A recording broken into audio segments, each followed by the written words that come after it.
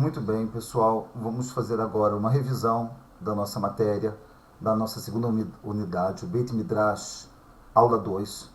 Nosso tema nessa ficha, Venishmatem meod lenafshotechem, em português, e cuidareis muito de tua alma. Sim, discutimos aí vários assuntos, o que significa tomar conta da alma, o que são situações de risco, a alma no sentido da nossa vida, da nossa saúde. E no início da nossa ficha nós começamos com essas perguntas que estão aqui, algumas perguntas.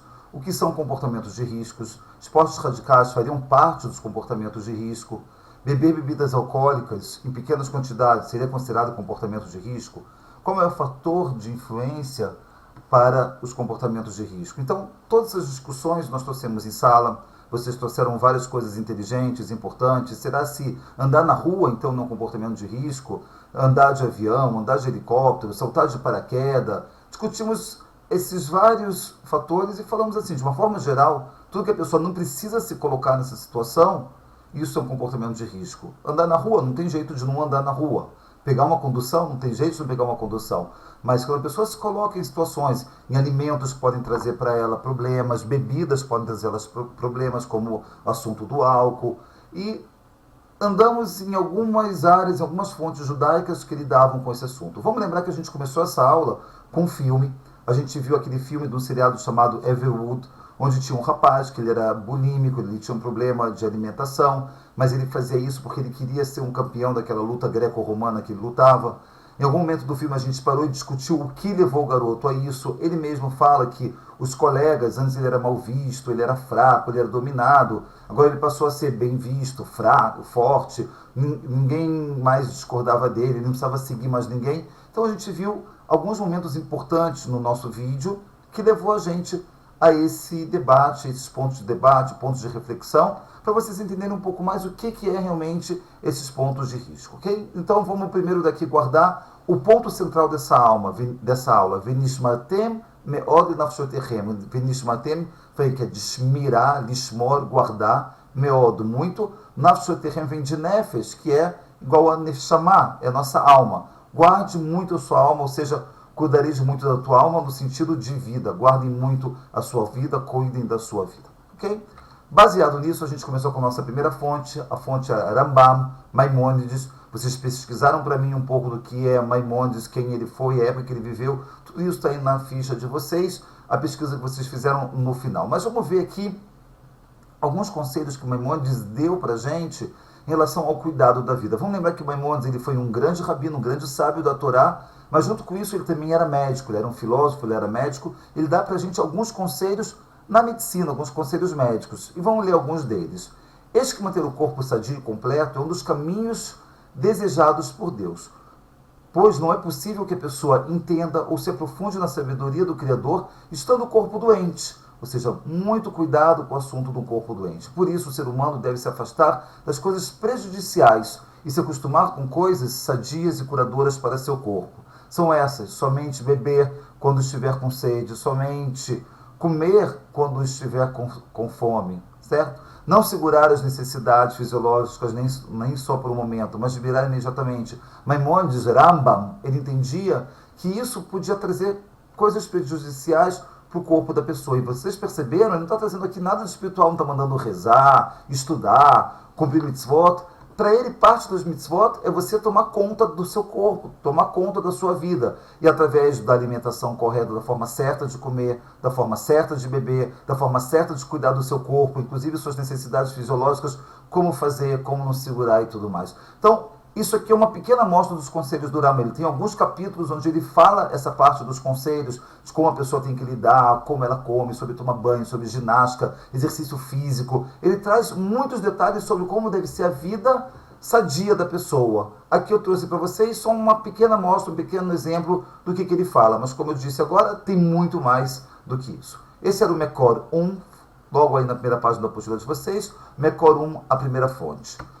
Nosso segundo Mekor, o Mekor 2, a gente já passou por Pirkei Avot. Por que a gente passa por Pirkei Avot? Ética dos Pais. Expliquei para vocês, inclusive, que Ética dos Pais é um livro de 6 capítulos, uma compilação de leis de moral e ética, que a gente tem o costume de estudar elas nos Shabbatot, entre Pesach e Shavuot. São 6 Shabbatot entre Pesach e Shavuot, cada Shabbat a gente estuda um desses 6 capítulos, porque é uma forma de você se levar espiritualmente desde Pesach para poder receber a Torá em Shavuot.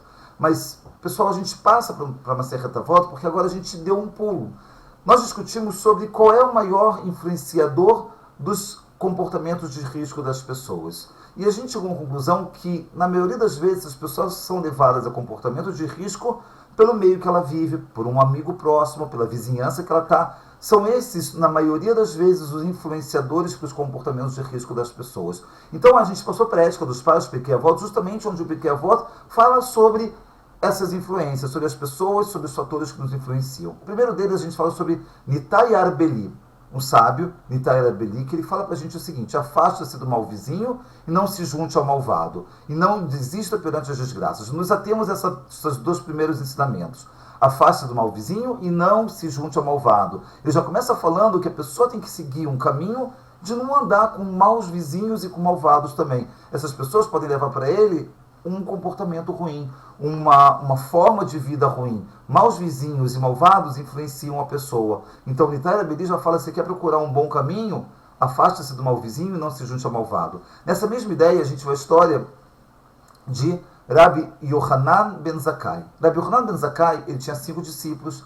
Ele fala para os discípulos: saiam e procurem qual o caminho correto para ser perseguido pelo homem. Ou seja, o que o homem deve procurar na vida, qual é uma característica que ele deve procurar para ele estar andando sempre no caminho correto, no bom caminho, a forma certa, isso que vai elevar toda a vida dele, vai mudar a vida dele, vai levar ele para uma vida boa. Cada um dos discípulos, cada um dos 5 saiu, procurou, pesquisou no mundo, perguntou para pessoas, debateu, observou e voltou depois de algum tempo para Yohanan ben Zakkai. A Mishnah, o Pirkei Avot, não fala para a gente quanto tempo eles ficaram para responder, mas a gente supõe que levou um tempo. Eles saíram para campo para fazer uma pesquisa. O primeiro deles volta a Rabbi Eliezer e diz: um bom olhar. Quem anda pelo mundo tendo bom olhar, entendendo que o que é do outro, o que é meu, e fica contente que você fala: que bom que você tem um carro, tudo bem, eu não tenho, um dia eu vou ter, que bom que você tem um apartamento, poxa, o meu talvez não é tão bonito como o teu, mas um dia eu vou chegar lá, mas se Deus é para você, é teu, ou seja, um bom olhar. A pessoa que vive assim, de bem, de paz, olha sempre bem para as coisas dos outros, ele é uma pessoa que essa característica leva ele a uma vida melhor, tudo o resto se eleva.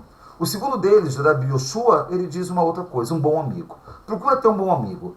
Quem tem um bom amigo, ele tem tudo nesse mundo. O bom amigo, e vamos entender que o bom amigo não é aquele cara que te bate nas costas para toda a besteira que você faz. O bom amigo é aquele que muitas vezes vai contra você. Vê você fazendo uma coisa errada, ele te corrige, fala: ó, não está certo isso, muda o teu caminho, poxa, o que você fez não foi legal. E quando é legal, ele fala que foi legal. Não é aquela pessoa que você procura ela para falar parabéns por todas as besteiras que você fez. Aquela pessoa que ela te fala mesmo o que você fez de errado, isso é um bom amigo. E para Rabbi Yoshua, aquela pessoa que ele tem um bom amigo verdadeiro, que não são muitos na vida, toda a vida dele é diferente, todo o caminho dele é diferente, porque ele consegue ter um espelho, um parâmetro, alguém que vai dizer para ele para onde ir.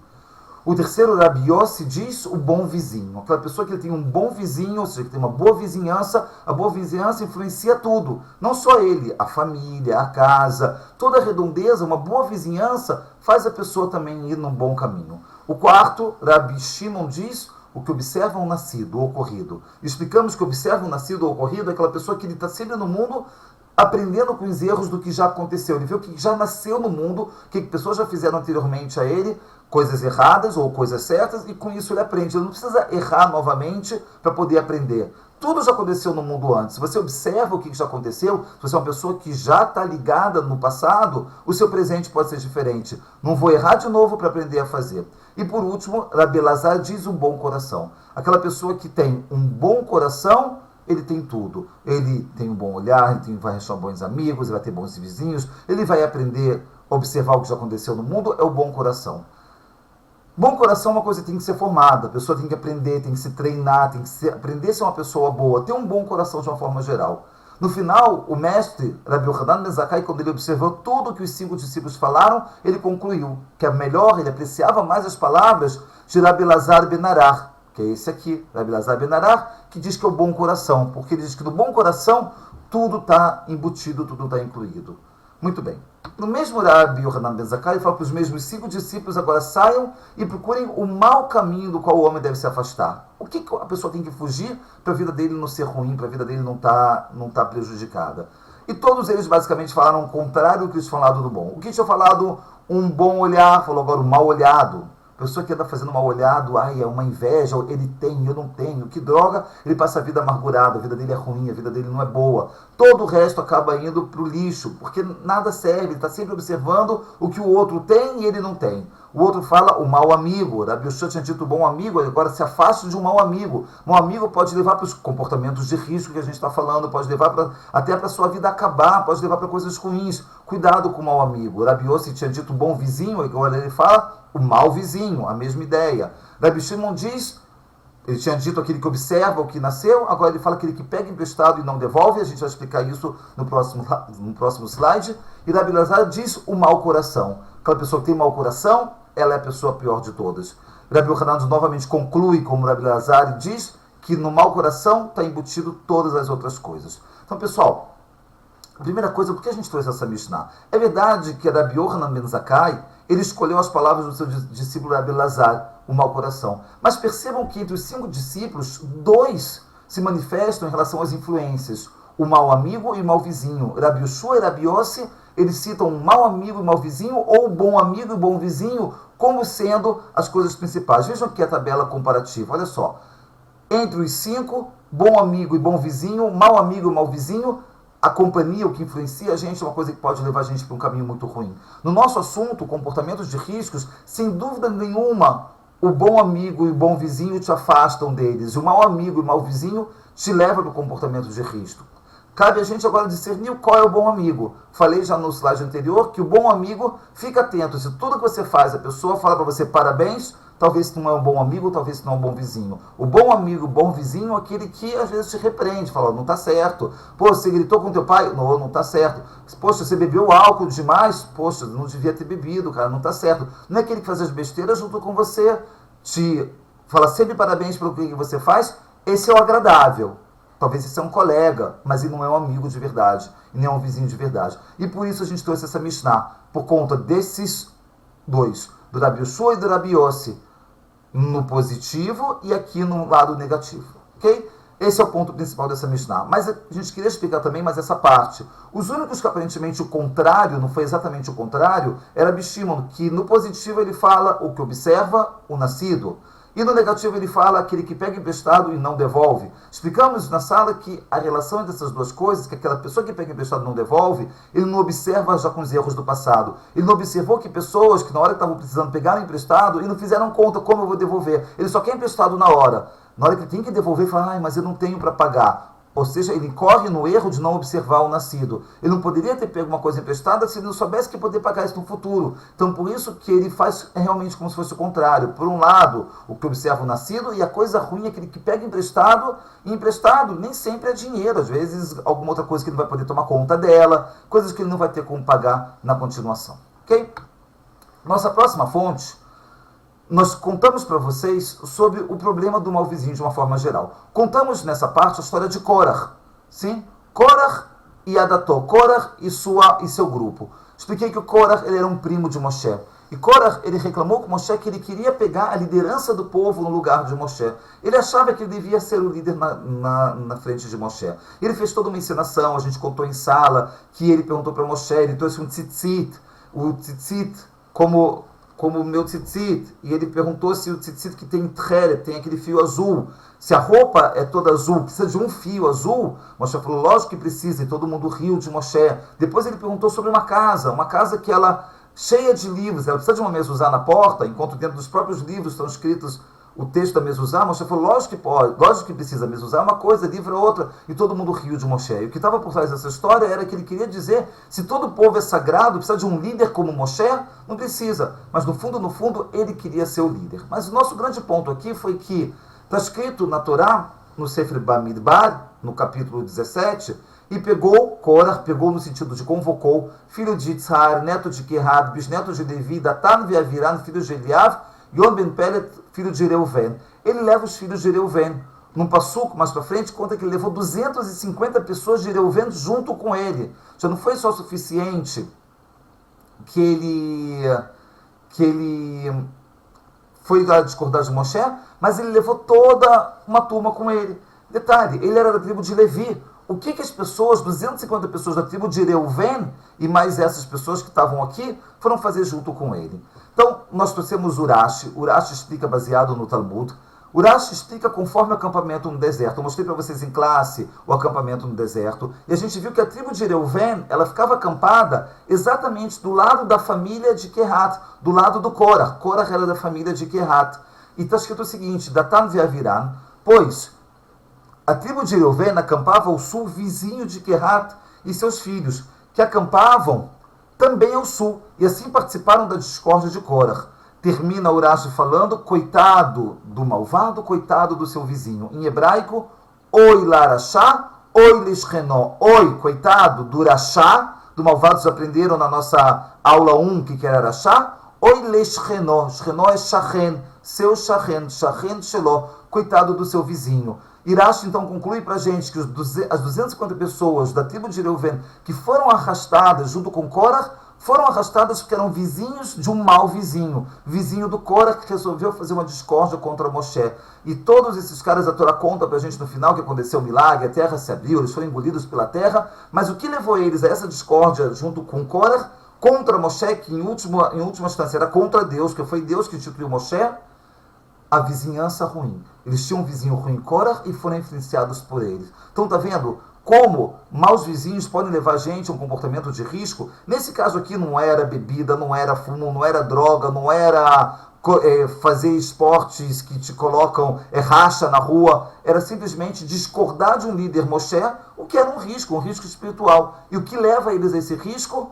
Um mau vizinho ou um mau amigo. Korah, que era vizinho deles, leva esse a um comportamento de risco. Estão vendo, pessoal? Como é muito importante a gente escolher bem a nossa vizinhança, escolher bem os nossos amigos, porque eles podem levar a gente para uma influência boa. O contrário leva a gente ao assunto de Korah, de oi larachá, oi lishrenó, coitado do malvado, coitado do seu vizinho. Certo? Trouxe para vocês aqui uma coisa que a gente não viu na sala de aula, que é uma entrevista do UOL. A gente está vendo aqui uma primeira parte sobre o problema do risco, comportamentos de risco, como isso pode influenciar bastante na nossa vida. Depois a gente vai ter mais uma pesquisa também interessante. Olha só, um levantamento feito por um órgão governamental americano relacionado ao abuso de substâncias prejudiciais à mente e à saúde, publicado em 2008, mostrou que indivíduos que começam a beber antes de 15 anos têm 7 vezes mais chances de desenvolver problemas relacionados ao uso de álcool do que aqueles que o fazem após 21 anos. Ou seja, um problema sério no assunto de comportamento de risco são pessoas que começam a beber álcool em idade cedo, idade temprana ainda. Porque são pessoas, o corpo ainda não está ainda estruturado para o que o álcool faz. Não que no futuro já esteja muito estruturado, mas na idade antes de 15 anos, esse estudo prova que pessoas que começaram a provar álcool antes dessa idade, na continuação, eles têm maiores chances de serem pessoas viciadas no álcool. Sim, pessoas alcoólicas, pessoas que vão ter problemas de não conseguir lidar com isso. Ou seja, aqui é um caso de um comportamento de risco que se a pessoa começa cedo na vida dela, ela tem uma chance maior de no futuro ter problemas com isso. Ou seja, as pessoas têm que estar preparadas, têm que estar fortes para já lidar com isso na idade que vocês têm. Vocês têm antes de 15 anos. Então, é um problema relacionado ao comportamento de risco. Mas olha só que interessante. Quem normalmente leva a gente a esse comportamento de risco? Olha essa reportagem feita na Universidade de Iowa, nos Estados Unidos, trazida pela Veja. Ter um amigo que bebe é o principal fator de risco para jovens experimentar o álcool. Estudo mostrou que amigos têm mais influência do que histórico de alcoolismo na família. Já muita gente acha que histórico de alcoolismo na família traz para você o fator de risco. É verdade, pode trazer também. Mas amigos têm maior influência do que esse histórico de alcoolismo na família, de antepassados, pais, avós que tiveram esse problema. Na hora de um adolescente dar o primeiro gole de bebida alcoólica, e a gente viu que o adolescente dar o primeiro gole, às vezes já pode implicar, não obrigatoriamente, mas já coloca ele num grupo que vai ter um risco maior no futuro. Preste atenção, influência. Entre todos os fatores de risco, ter um amigo que consome bebida alcoólica foi o mais determinante para que um adolescente começasse a beber. 4 em cada 10 jovens que relataram já ter bebido afirmaram que seu melhor amigo também consumia bebida alcoólica. Melhor amigo? Então talvez esse melhor amigo aqui tinha um problema pra gente. Sim, era o melhor amigo que não foi tão bom amigo assim. Porque esse amigo, na verdade, não me afastou de um comportamento de risco, ele acabou me levando a esse comportamento de bebida alcoólica. Além disso, segundo estudo, ter algum parente alcoólatra não necessariamente influi no primeiro gole de álcool do adolescente, mas sim no quão ele vai beber ao longo da vida. Sim? Então, olha que interessante, gente. Essa pesquisa, ela mostra pra gente a importância de um amigo. Olha o dado, 4 em cada 10 jovens começaram a beber porque um amigo levou a isso. Um amigo que eles consideraram o meu melhor amigo me levou a beber. Então, fica aqui esse ponto de reflexão. O que é um amigo? O que é o melhor amigo? O que é realmente um vizinho? Como minhas influências, meus comportamentos de risco, que é o nosso ponto principal aí, me levam a esse problema. Além disso, gente, entra em todo o assunto do comportamento de risco a minha alimentação. Então, se hoje está comprovado que a obesidade faz mal para a saúde, eu estou me alimentando corretamente, eu estou cuidando de comer menos gordura. Se açúcar pode fazer mal à saúde, eu estou cuidando de diminuir a quantidade de açúcar que eu como. E todas as coisas, além de alimentação, a forma de se comportar mesmo. Vai isso, pensar sobre álcool, pensar sobre cigarro, pensar sobre uma alimentação saudável, tudo isso é Torá. A Torá pede pra gente que a gente cuide da nossa alma, cuide da nossa saúde. Vimos aqui alguns pontos importantes e espero que isso sirva de reflexão para vocês. Basicamente, isso aí é a matéria resumida do que vai acontecer na nossa próxima prova, mas além da prova, isso fica aí pra gente, na verdade, como um comportamento que a gente tem que pensar